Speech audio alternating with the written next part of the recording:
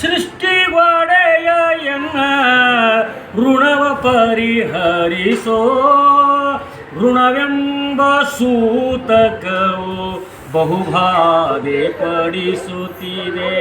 ಗುಣನಿಧಿಯೇ ನೀಯನ್ನ ಋಣವ ಪರಿಹರಿಸೋ ಋಣವೆಂಬ ಸೂತಕವು ಬಹುಬಾಧೆ ಪಡಿಸುತ್ತಿದೆ.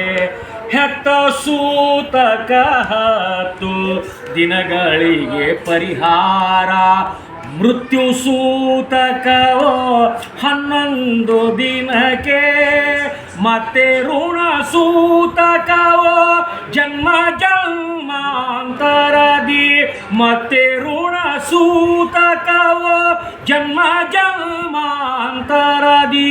ಎತ್ತ ಹೋದರೂ ಬಿಡದೋ ಬೆನ್ನತ್ತಿ ಬರುತ್ತೇ ಹೋದೋ ಋಣವೆಂಬ ಸೂತಕವು ಬಹುಬಾಧೆ ಪಡಿಸುತ್ತಿದೆ.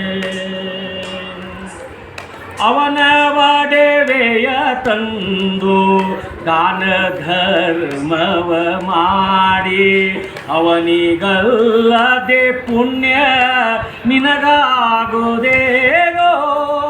ಅವನ ವಸ್ತ್ರಗಳಿಂದ ತೀರ್ಥಯಾತ್ರೆಯ ಮಾಡಿ, ನಿನ್ನ ಜೀವನ ಬಾಡಿ ಎತ್ತಿನಂದದಲ್ಲಿ. ಋಣವೆಂಬ ಸೂತಕವು ಬಹುಬಾಧೆ ಪಡಿಸುತ್ತಿದೆ. ಆಳುವಡೆಯನ ಮಾತು ಕೇಳಿ ನಡೆಯಲು ಬಹುದು, ಉಳಿಗವ ಮಾಡಿ ಮನದಣಿಯಬಹುದು. ಕಾಳಗದಿ ಹೊತ್ತು ಕಾದಾಡಿ ಜಯಿಸಬಹುದು.